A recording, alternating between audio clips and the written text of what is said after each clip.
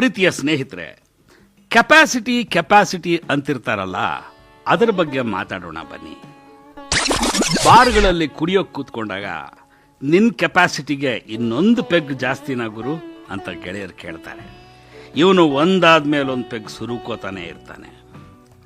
ಹಾಗೇನೆ ಊಟದ ಕೆಪಾಸಿಟಿ, ನಿದ್ದೆಗೆಡೋದ್ರಲ್ಲಿ ಇರೋ ಕೆಪಾಸಿಟಿ, ಏನನ್ನಾದರೂ ಸಾಧಿಸೋ ಕೆಪಾಸಿಟಿ, ದುಃಖವನ್ನು ಭರಿಸೋ ಕೆಪಾಸಿಟಿ, ದುಡ್ಡು ದುಡಿಯೋ ಕೆಪಾಸಿಟಿ, ಇವುಗಳದೊಂದು ಸಾಲೆ ಇದೆ. ಹಾಗೇನೆ ಆ ಕೆಪಾಸಿಟಿ ನಮಗಿಲ್ಲಪ್ಪ ಅಂತ ಕೈಚೆಲ್ಲಿ ಬಿಡುವವರ ಸಾಲಿದೆ. ಅವರಿಗೆ ಗೊತ್ತಿಲ್ಲದ ಒಂದು ಸಂಗತಿ ಅಂದರೆ ಪ್ರತಿಯೊಬ್ಬನ ಕೆಪಾಸಿಟಿಗೂ ಒಂದು ಎಲಾಸ್ಟಿಸಿಟಿ ಅನ್ನೋದಿರುತ್ತೆ. ಅದನ್ನು ಹಿಗ್ಗಿಸಿಕೊಂಡಷ್ಟು ಅದು ಹಿಗ್ಗುತ್ತೆ. ನಿಜವಾದ ಕೆಪಾಸಿಟಿ ಇರೋದು ಆ ಎಲಾಸ್ಟಿಸಿಟಿಯನ್ನು ಅರ್ಥ ಮಾಡಿಕೊಂಡು ಹಿಗ್ಗಿಸ್ಕೊಳ್ಳೋದ್ರಲ್ಲಿ. ಕುಡುಕರು, ಕೂಳುಬಾಕರು ತಮಗೆ ಗೊತ್ತಿಲ್ಲದೆ ಪ್ರತಿನಿತ್ಯ ತಮ್ಮ ಕೆಪಾಸಿಟಿನ ಇಷ್ಟಿಷ್ಟೇ ಜಾಸ್ತಿ ಮಾಡ್ಕೋತಾ ಹೋಗ್ತಾರೆ. 8ನೇ ಪೆಗ್ ಇಳಿಸಿದ ಮೇಲೆ ಕೂಡ ಇನ್ನೂ ಇದೆಯಾ ಡ್ರಿಂಕು ಅಂತ ಆಸೆಯಿಂದ ನೋಡೋರು ಕೆಲವೇ ತಿಂಗಳಿಗೆ ಮುಂಚೆ ತಮ್ಮ ಕೆಪಾಸಿಟಿ ಬರೇ 3 ಪೆಗ್ಗಿತ್ತು ಅನ್ನೋದನ್ನು ಮರೆತು ಬಿಟ್ಟಿರ್ತಾರೆ. ನನ್ನ ವಿಷಯಕ್ಕೆ ಬನ್ನಿ. 1 ತಾಸಿಗೆ 3 ಕಿಲೋಮೀಟರ್ ನಡೆಯೋ ಹೊತ್ತಿಗೆ ತೇಕ್ ಹತ್ತು ಬಿಡ್ತಾ ಇತ್ತು. ವಿಪರೀತ ಆಯಾಸ, ಲೀಟರ್ಗಟ್ಟಲೆ ಬೆವರು, ಇನ್ನು ಹೆಜ್ಜೆ ಎತ್ತಿಡೋಕ್ಕಾಗೋಲ್ಲ ಅನ್ನೋಷ್ಟು ಸುಸ್ತು. ಆದರೆ ನಡೆಯೋ ಅಭ್ಯಾಸ ಬಿಡಲಿಲ್ಲ. ಅಡ್ಡಾದಿಡ್ಡಿ ನಡೀತಾಲೇ ಹೋದೆ. 89 kg ತೂಕದ ಯಮದೇಹ ಹೊತ್ತು ನಡೆಯೋ ಹೊತ್ತಿಗೆ ದೇವ್ರು ಕಾಣಿಸ್ಬಿಡ್ತಾ ಇದ್ದ. ಆದರೆ ಇವತ್ತು ನನಗೆ ಗೊತ್ತಿಲ್ಲದೆ 10 kg ಕರಗೋಗಿದೆ. ಸಲೀಸಾಗಿ ಗಂಟೆಗೆ 5.25 ಕಿಲೋಮೀಟರ್ ನಡೀತೀನಿ.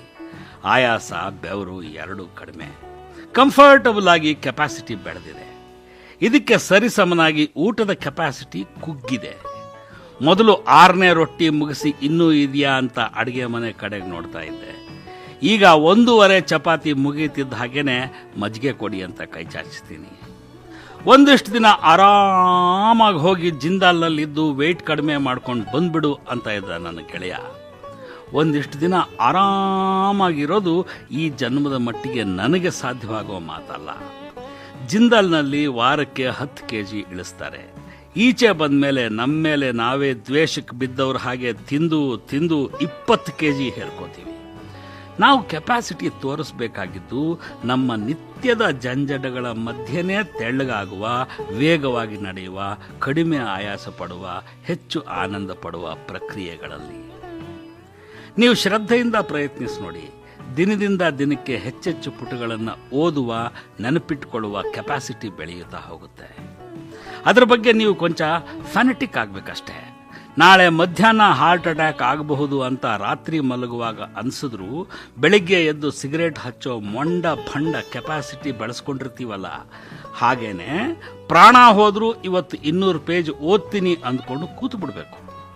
ಹಾಗೆ ಕೂತೆ ದಿನಕ್ಕೆ 800 ಪುಟ ಓದಬಲ್ಲ ಮಹಾ ಹಸಿವು ಬೆಳೆಸ್ಕೊಂಡಿದ್ದೀನಿ.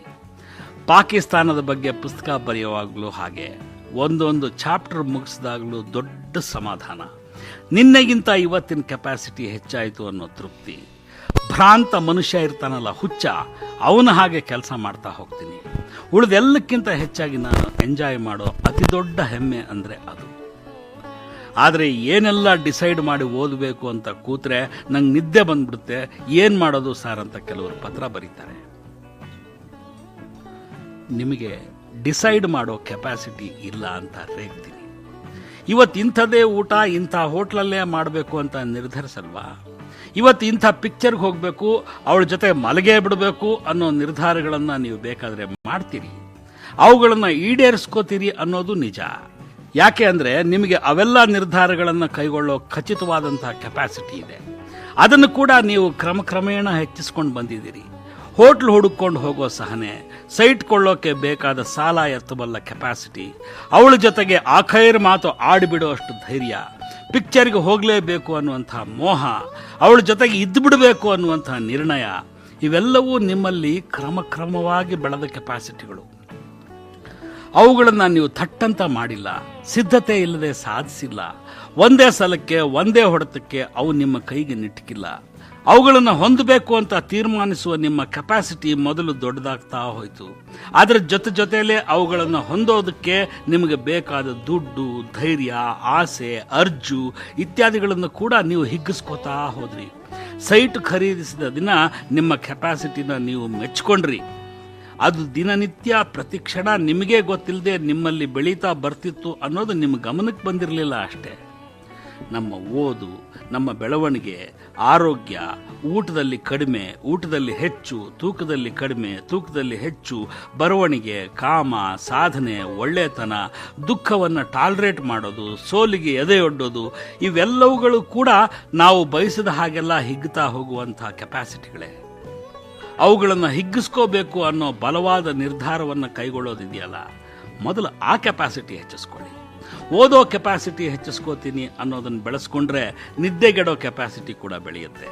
ಅದಕ್ಕೆ ಸ್ವಲ್ಪ ಹೆಲ್ಪ್ ಬೇಕು ಅನಿಸಿದ್ರೆ ಕಡಿಮೆ ತಿನ್ನೋ ಕೆಪಾಸಿಟಿ ಬೆಳೆಸ್ಕೊಳ್ಳಿ.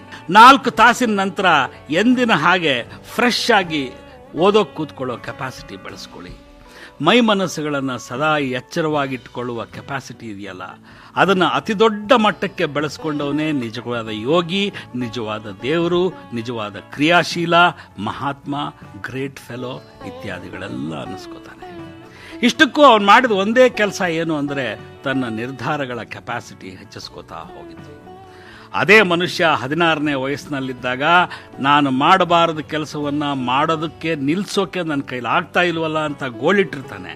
ಕೆಪಾಸಿಟಿ ಬೆಳೆದಾಗ ಜನಸಂಖ್ಯೆ ಕಡಿಮೆ ಮಾಡಿ ಅಂತ ದೇಶಕ್ಕೆ ಬೋಧಿಸೋದಕ್ಕೆ ಅನುವಾಗ್ತಾನೆ. ಹೀಗೊಂದು ಕೆಪಾಸಿಟಿಯನ್ನು ವಿಸ್ತರಿಸಿಕೊಳ್ಳೋದಕ್ಕೆ ಖಚಿತವಾದೊಂದು ಪರ್ಪಸ್ ಬೇಕು. ಸ್ವಾತಂತ್ರ್ಯ ತಂದು ಕೊಡಬೇಕು ಅನ್ನೋ ಪರ್ಪಸ್ ಇದ್ದಿದ್ರಿಂದಲೇ ಬದುಕಿನ ಎಲ್ಲ ಆಸೆಗಳನ್ನು ಧಿಕ್ಕರಿಸಿ ಸುಭಾಷ್ ಚಂದ್ರ ಬೋಸ್ ಅಂಥವರು ನಡೆದುಬಿಟ್ರು. ಆದರೆ ಸ್ವಾತಂತ್ರ್ಯ ಗಳಿಸ್ಕೋಬೇಕು, ಜ್ಞಾನಿಯಾಗಬೇಕು, ತುಂಬ ಓದಬೇಕು, ಮಾರ್ಕ್ ತಂದ್ಕೋಬೇಕು, ಎಲ್ಲರ ಮನ್ನಣೆಗೆ ಪಾತ್ರರಾಗಬೇಕು, IAS ಮಾಡಬೇಕು, ಡಾಕ್ಟರ್ ಆಗಬೇಕು, ಈ ಸೆಮಿಸ್ಟರ್ನಲ್ಲಿ ಡಿಸ್ಟಿಂಕ್ಷನ್ ಬರಬೇಕು ಮುಂತಾದವೆಲ್ಲ ಕೇವಲ ನಮ್ಮ ಬಯಕೆಗಳಾಗಿರ್ತವೆ. ವಿಶಸ್ ಅಂತೀವಿ ನಾವು, ಆ ವಿಶಸ್ ಆಗಿರ್ತವೆ. ಅವು ಪರ್ಪಸ್ಗಳಾಗಿರೋದಿಲ್ಲ, ಅಂತಿಮ ಗಮ್ಯಗಳಾಗಿರೋದಿಲ್ಲ. ಆದ್ದರಿಂದಲೇ ಪೂರ್ ಫೆಲೋಸ್ ನಾವು ಕೆಪಾಸಿಟಿಗಳನ್ನು ವಿಸ್ತರಿಸಿಕೊಳ್ಳದೆ ಕೇವಲ ಬಯಕೆಗಳ ಚಾಪೆ ಹಾಸ್ಕೊಂಡು ಅದರ ಮುಂದೆ ಕೂತ್ಕೊಂಡ್ಬಿಟ್ಟಿರ್ತೀವಿ. ಬೇಗ ನಿದ್ದೆ ಬಂದ್ಬಿಡುತ್ತೆ. ಅದರ ಬದಲಿಗೆ ನಮ್ಮ ಕೆಪಾಸಿಟೀಸ್ನ ದಿನಕ್ಕೂ ಬೆಳೆಸ್ಕೋತಾ ಹೋದರೆ ನಮ್ಮ ಬದುಕು ಅದ್ಭುತವಾಗುತ್ತೆ ಅನ್ನೋ ಮಾತನ್ನು ಹೇಳ್ತಾ ಇವತ್ತಿನ ಕಾರ್ಯಕ್ರಮ ಮುಗಿಸ್ತಾ ಇದ್ದೀನಿ. Have A great day.